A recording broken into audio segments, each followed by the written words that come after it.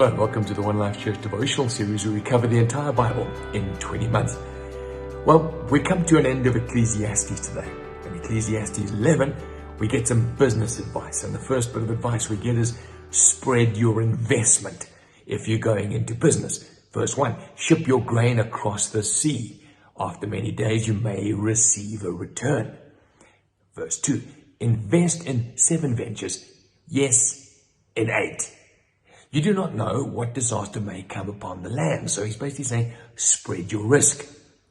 Plant things that hail can't take out, then plant things that locusts aren't going to take out, then plant things that frost can't take out, and plant things that are drought resistant. Spread your risk, export, do these. That's his business advice as he kicks off chapter 11.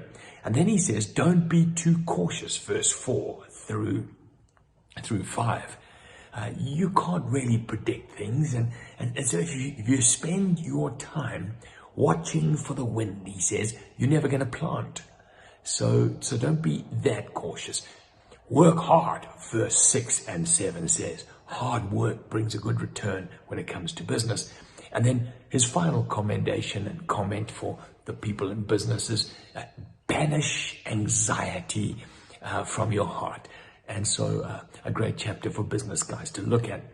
Ecclesiastes 12 brings to an end this book of Ecclesiastes. Now he says, remember your Creator in the days of your youth. Now remember, this is Solomon in his old age, reflecting on his early days before the days of trouble come. And the years approach when you will say, I find no pleasure. And before the bones get too creaky and you get too cynical about things, enjoy your life is what he's saying. And then he describes a really miserable end to his days. For a guy who had so much and had so much going for him, it's pretty sad. But this is how he winds it all up. Verse 9, not only was the teacher wise, but he imparted knowledge to the people. He pondered and searched out and set in order many proverbs. The teacher searched just for the right words to say and wrote what was upright and true. The words of the wise are like goads. They collected sayings, firmly embedded nails from one shepherd. He's saying, basically, what I've been saying to you over the last 11, 12 chapters have been like goads. A goad is like this metal point that pushes you to ask questions. Ask questions about the meaning of life. Ask questions about the enjoyment of life. Ask questions about how to live well. Ask questions about eternity. Ask questions. So the purpose of these teachings, these carefully collected sayings, is to push you, prod you, like a shepherd pushing his sheep along the way to find out the questions. And he says, be warned, my son, of anything in addition to them. Of making many books there is no end, and much study wearies the body. I mean, Solomon devoted himself to study and wisdom. Now, when all has been heard, here is the conclusion of the matter. He says, you want to know what's most important in life?